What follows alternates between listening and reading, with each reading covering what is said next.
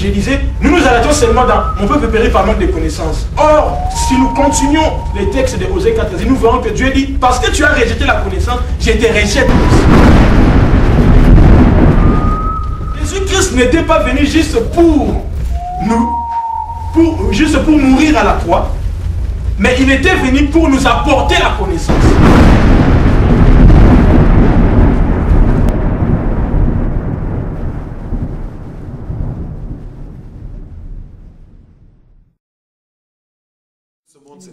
Amen. Amen. Amen. Amen.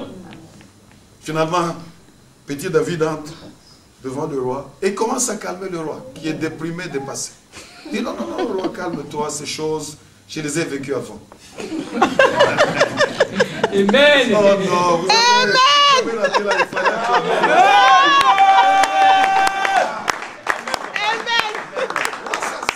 c'est une continuation d'un film qu'on avait commencé en brousse. Amen.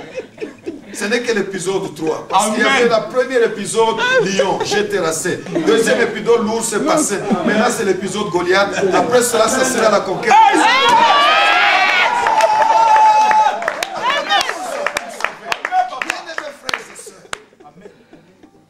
Deux grandes questions se posent et s'imposent. Pourquoi nous faisons confiance et qu'est-ce qui nous amène à faire confiance? Nous faisons confiance premièrement parce que nous connaissons. Amen. C'est une travestie que de demander à quelqu'un de faire confiance lorsque vous ne vous connaissez pas encore. Sur base de quoi? Oh frère, fais-moi confiance, ma soeur. C'est pas grave. Non, non, non, c'est grave. Je ne te connais pas. La confiance, on ne la demande pas. C'est le temps qui te qualifie. Amen. Amen. C'est pour ça que les jeunes dames, lorsque vous êtes engagé un homme, vous appelez cette période-là fiançailles. Fiançailles, c'est un terme simple qui vient du verbe se fier. C'est un temps d'étude. Est-ce que je peux me fier à cet homme? Est-ce que je peux me fier à cette femme? C'est ça aussi la confiance. C'est une histoire qui grandit au fil du temps. Ne me demande pas de te faire confiance le premier jour, fais-moi confiance. Non. S'il te plaît. Tout doucement.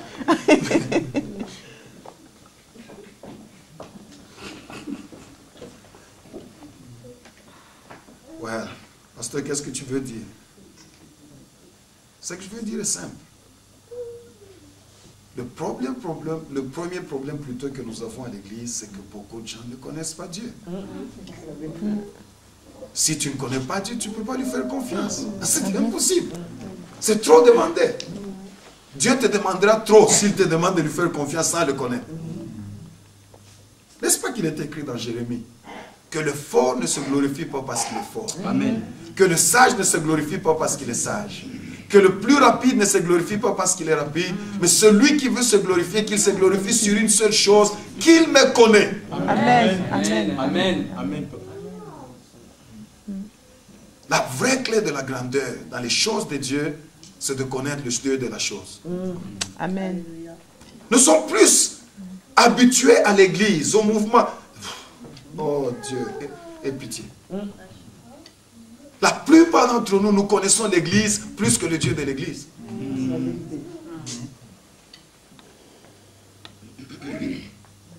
Mais David a connu Dieu. Amen. Seuls ceux qui auront connu leur Dieu seront forts et feront des exploits. Amen.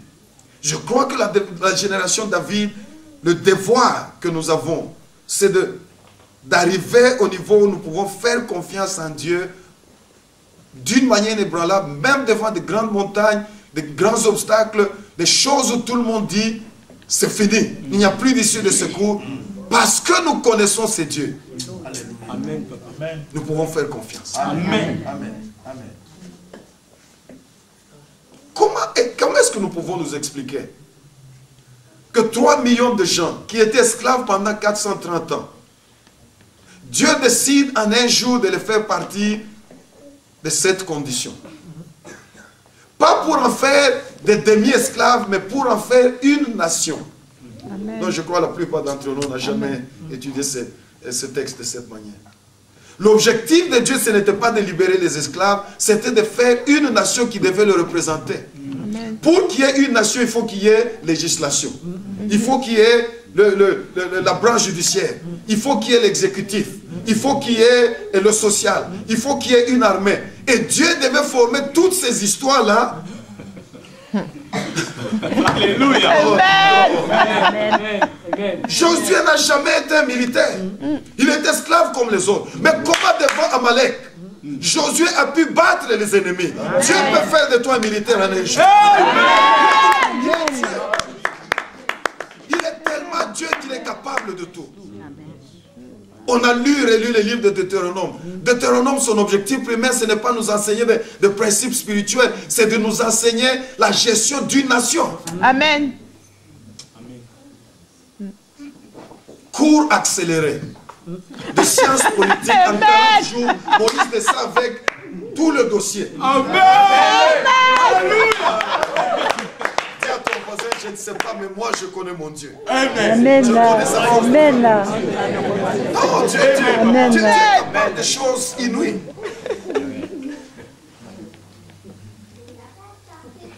Ma femme est arrivée, je suis allé le prendre, elle est arrivée en Afrique du Sud, elle ne pouvait même pas prononcer un seul mot d'anglais. En une année, ma femme parlait anglais, elle prêchait en anglais. Amen. Parlait du miracle de Dieu. Dieu. C'est pour cela que David était devant le roi Saül et lui dit, calme-toi roi, je connais cet homme. Amen. Amen. Amen. Amen. Parce que tout ce qui a changé, c'est la forme du problème, mais la formule pour battre les problèmes, c'est la même. L'autre était lion, l'autre est devenu ours. Cet homme, il est seulement debout. Mais c'est la même chose. Quel est le problème que David a? David a compris que dans le principe du royaume, ce n'est pas tellement ce que tu vois devant toi, mais qui est derrière ce que tu vois. Il a testé Goliath, il a senti, il n'y a qu'un géant, il n'est pas en alliance. Il dit, cet homme est circoncis. Il n'a jamais fait une alliance avec qui que ce soit, mais derrière moi, il y a tout le ciel qui est engagé. Et savez-vous pourquoi nous tremblons devant des problèmes? Parce que consciemment, nous savons que notre comportement empêche au ciel d'être engagé derrière nous. Merci. Lorsque le ciel est engagé, Dieu va bouger tout pour s'assurer que tu sois bien.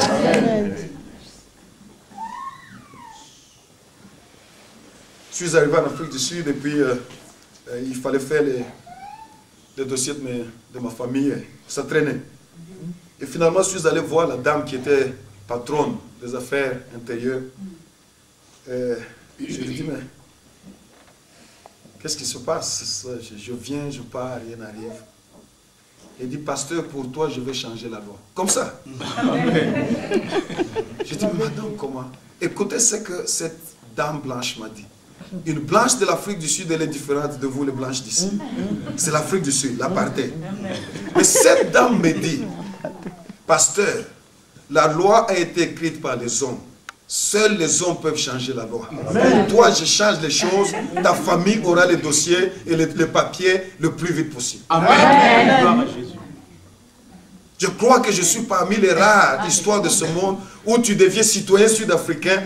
Le pays te donne même l'argent parce que tu es devenu citoyen. Nzamboy. Moi, je parlais en langue. C'est Dieu.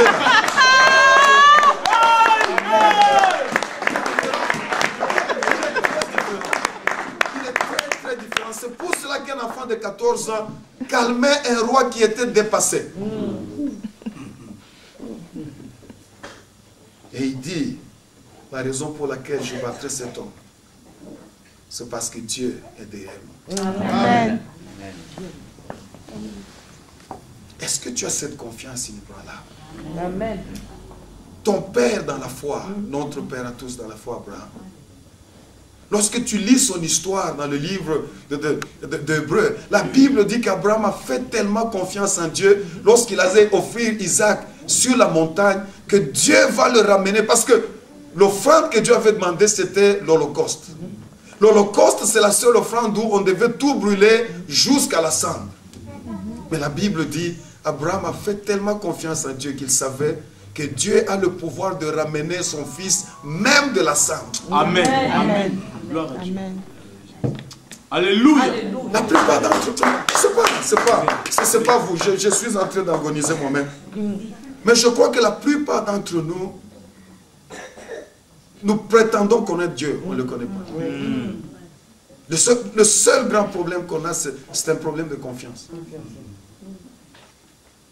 En 86, les choses étaient compliquées. Et comme tout serviteur qui se respecte, je vais en prière pour me plaindre. Je jeûne pour me plaindre. Je suis là 7 jours de jeûne à sec pour me plaindre.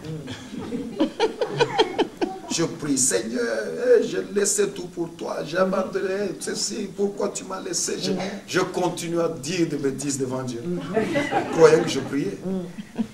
Et Dieu me laisse balbutier pendant 3 jours. Jeûne à sec pour me plaindre devant Dieu, qu'il est incapable de prendre soin de ma famille. Au 4e jour, Dieu arrive. Je n'oublierai jamais cette nuit-là. Sa gloire descend dans cette petite chambrette où j'étais en retraite, sur la natte.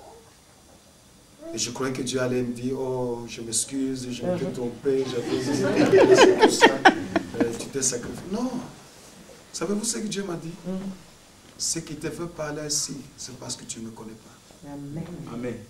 Je dis, quoi? Amen. Dieu me dit, les gens qui me connaissent ne parlent pas comme tu parles. Et ce jour-là, Dieu m'a appris. Pour la première fois, j'ai entendu Dieu comme cela. Il dit, si je nourris des millions de gens dans le désert, pendant tout ce nombre d'années, qu'est-ce que toi, ta femme et tes 3 enfants? Alléluia. Je suis sorti de la retraite repentant. Parce que Dieu, c'est une autre entité. Amen. Plus nous le connaissons, plus nous lui faisons confiance. Amen. Amen. Mais la connaissance de Dieu ne suffit pas. La deuxième chose qui peut nous pousser à faire confiance en ces dieux de la Bible que nous proclamons ce soir, il a un CV. Oh! Amen. Amen. Amen. Dieu a un CV pour prouver. Trouvez-moi une seule personne qui ait fait confiance à Dieu et qui ait été déçue. Une seule personne. C'est pour cela dans Nombre, la Bible déclare, Dieu n'est pas un homme pour mentir. Amen. L'une des grandes choses que j'ai enseignées à mes enfants, j'ai dit, le Dieu que nous, vos parents, nous vous proclamons n'est pas un homme. Amen. Amen. Le problème, c'est que l'homme ment. Amen. On a une église assez grande. Et un jour, je parlais du mensonge de l'homme. Et je pouvais voir les yeux de la congrégation en train de poser la question, est-ce que toi aussi tu mens? Il fallait libérer ce peuple. Je leur ai dit, le pasteur aussi de temps en temps, il ment. Oh, j'ai jamais vu l'église heureuse comme ça. Parce que ce soir, on a dit, oh, nous avons aussi un pasteur menteur comme nous. Nous sommes tous dans la même barque. Le seul qui ne peut pas mentir, c'est Dieu. Amen. Amen. Il a toute une histoire pour prouver. Amen. Et si tu regardes l'histoire, tu commences à faire confiance en Dieu. Amen.